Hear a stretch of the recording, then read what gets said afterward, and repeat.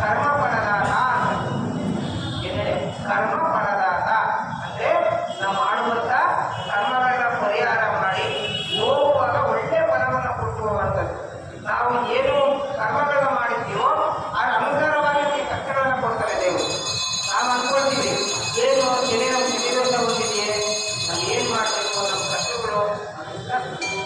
ನಾವು ಮಾಡುವಂತ ಏನೇನು ನಾವು ಕೆಟ್ಟ ಕೆಲಸಗಳನ್ನ ಮಾಡಿದ್ದೀವೋ ಅದಕ್ಕೆ ಫಲ ಗಣೇಶ ಸ್ವಾಮಿ ಕೊಡ್ತಾರೆ. ಅದರಿಂದ ನಮ್ಗೆ ಯಾವುದೇ ರೀತಿಯ ಶನಿ ದೋಷ ಇದ್ರೆ ಅದು ಕಡಿಮೆ ಮಾಡಿ ನಮಗೆ ಒಳ್ಳೆಯ ಫಲವನ್ನು ಕೊಡು ಅಂದಿಟ್ಟು ಆ ಗಣೇಶ ಸ್ವಾಮಿಯನ್ನು ಪ್ರಾರ್ಥನೆ ಮಾಡಿಕೊಂಡು ಗಣೇಶರಾಯನನ್ನ ಪ್ರಾರ್ಥನೆ ಮಾಡ್ಕೊಂಡು. ಶನಿ ದೇವರು ಹೇಗಿದ್ರೆ ಏನು ಕೊಟ್ಟರು ಜಾಸ್ತಿನೇ, ಕಷ್ಟ ಕೊಟ್ಟರು ಜಾಸ್ತಿನೇ, ಫಲ ಕೊಟ್ಟರು ಜಾಸ್ತಿನೇ.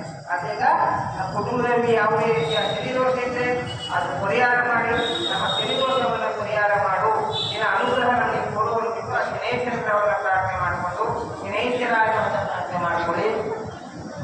ಓಂ ನೀಲಾಂಜನ ಸಮವಾಸಂ ರವಿಪುತ್ರಂ ಯಮಾಗ್ರಜಂ ಛಾಯಾಮಾರ್ತಾಂಡಂ ಭೋಗಂತಂ ನಮಾಮಿ ಶನೇಶ್ವರಂ.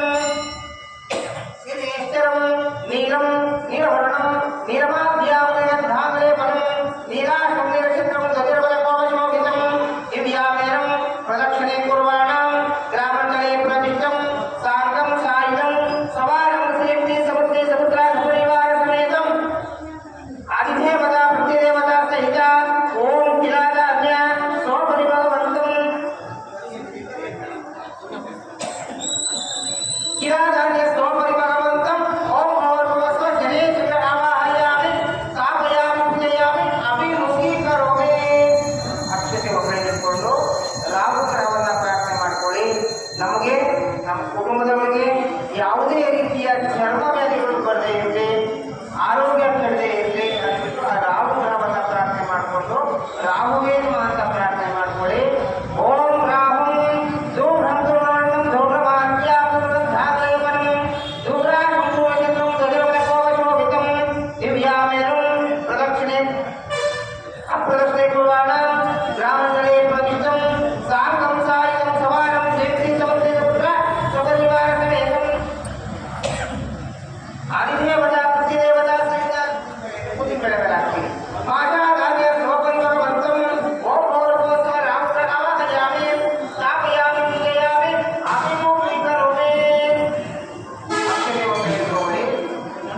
ಕೇತುಗ್ರಹವನ್ನ ಪ್ರಾರ್ಥನೆ ಮಾಡಿಕೊಂಡು, ಕೇತುಗ್ರಹ ಅನುಗ್ರಹ ಏನು ಅಂತಂದ್ರೆ ನಮಗೆ ಕೇತು ಅನುಗ್ರಹ ಇಲ್ಲ ಅಂದ್ರೆ ಪುಣ್ಯಕ್ಷೇತ್ರಗಳ ದರ್ಶನ ಆಗೋದಿಲ್ಲ.